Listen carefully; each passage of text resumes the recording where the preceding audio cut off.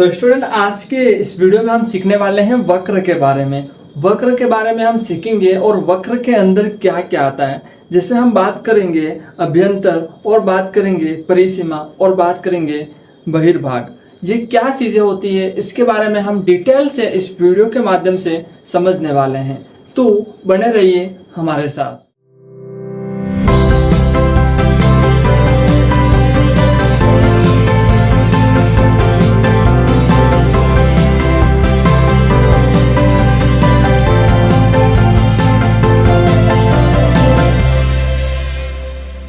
तो हम जानेंगे वक्र के बारे में। इससे भी पहले आप चैनल को सब्सक्राइब एंड ऑल नोटिफिकेशन को ऑन कर दीजिए, ऐसे ही वीडियो आप तक समय पर पहुंच सके और आप कुछ समय पर सीख सकें। तो चलिए वीडियो में और भी आगे हम बढ़ते हैं। सबसे पहले हम बात करते हैं कि वक्र किसे कहते हैं, यानी कि ज्योमेट्री का ही एक टॉपिक है और उसमें हम वक्र की बात कर रहे हैं। तो वक्र होती है जो टेढ़ी मेढ़ी हम लाइनें खींचते हैं, वही एक वक्र होती है। वक्र की बात करें तो यहाँ पर एक बात आएगी, एक बंद वक्र होगा और एक खुला वक्र होगा। तो कैसे, ये हम यहाँ पर देखते हैं।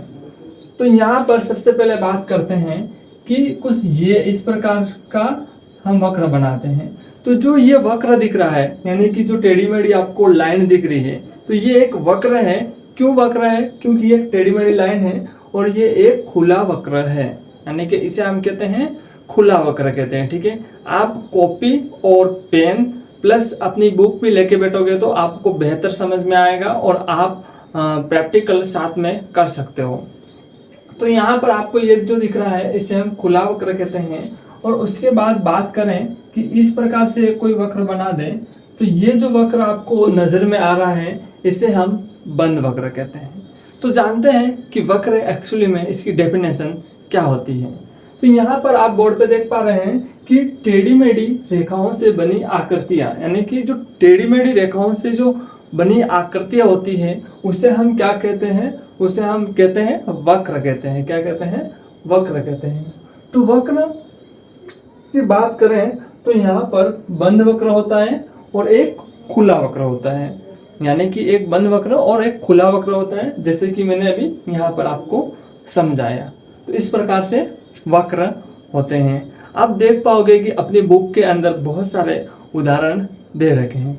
जैसे कि हम बात करें कि यहाँ पर ये भी एक आपको वक्र ही नज़र में आएगा, जैसे कि आधा शान है, ऐसा आपको नज़र में आ रहा होगा। अब हम बात करते हैं आकृतियों में स्थितियाँ, यानी कि आकृति में स्थिति क्या हो सकती है।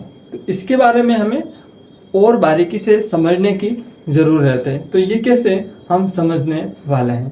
तो यहाँ पर आप यह हम रब करेंगे या फिर मिटा देता हूँ और आप क्या देख पाओगे यहाँ पे। तो यहाँ पर मैं एक और आकृति बनाता हूँ जो कि आपके बुक के अंदर भी है। इस प्रकार की आकृति, इस प्रकार की टेढ़ी मेढ़ी जो आकृति है। तो यहाँ पर ए पॉइंट मान लेते हैं, तो यहाँ पर हम बी पॉइंट मान लेते हैं, तो यहाँ पर हम सी पॉइंट मान लेते हैं। तो यहाँ पर जो आप देख पा रहे हैं ए, ठीक है, ये जो है ए पॉइंट, उसके बाद बी पॉइंट, इसके बाद सी पॉइंट। इन पॉइंट को हम क्या कहते हैं इसके बारे में थोड़ा और बारीकी से जानने की कोशिश करते हैं। तो यहाँ पर आकृति में स्थितियाँ, यानी कि जो ये आपको आकृति दिख रही है इसमें जो इसकी स्थितियाँ हैं वो हमें समझनी है। जैसे कि वक्र का अभ्यंतर, यानी कि वक्र का अभ्यंतर किसे कहते हैं? तो अंदर का भाग, यानी कि जो ये वाला जो भाग आपको नजर में आ रहा है उसे हम अभ्यंतर कहते हैं। आपको ये याद रखना है, अंदर वाले भाग को हम क्या कहते हैं? अभ्यंतर कहते हैं।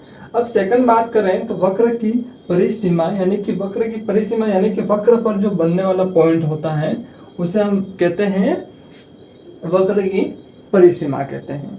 ठीक है, तो यहाँ तक आपको बेहतर समझ में आ गया होगा।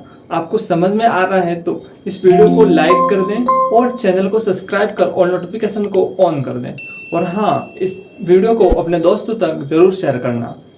तो यहाँ पर बात करते हैं लास्ट में वक्र का बहिर्भाग, यानी कि वक्र का बहिर्भाग मतलब वक्र का जो बाहर का हिस्सा है, यानी कि ये जो हमें सी डिनोट किया है उसे हम कहेंगे बाहर का जो एरिया है। ठीक है, तो ये हमने समझ लिया। अब हम समझते हैं यहाँ पर कि क्या क्षेत्र क्या होता है, क्षेत्र के बारे में और बारीकी से समझते हैं। तो क्षेत्र एक्चुअली होता क्या है, आप जहाँ पर बैठे हैं, जहाँ अभी मोबाइल लेके, तो वहाँ का जो आपके आसपास का एरिया है वो एक क्षेत्र के अंदर आ जाएगा, तो इसे हम क्षेत्र समझ सकते हैं। तो और बात करें तो इसकी डेफिनेशन समझने की कोशिश करें तो वक्र के अभ्यंतर और उसकी परिसीमा को मिलाकर उसका वक्र का, यानी कि आप देख पा रहे हो अभ्यंतर मतलब कि जो अंदर का भाग, उसके बाद उसकी परिसीमा मतलब कि ये बाहर का हिस्सा। तो अब ये जो सब मिलाकर वक्र का निर्माण हुआ है उसे हम क्या कहते हैं, क्षेत्र कहा जाता है। मतलब कि ये पूरा क्या है, इसका क्षेत्र है। तो यहाँ पर आपने वक्र के बारे में जो छोटी से छोटी बारीक पॉइंट थे वो समझ लिए हैं। कुछ और पॉइंट बाकी हैं क्या, वो हम और देखते हैं।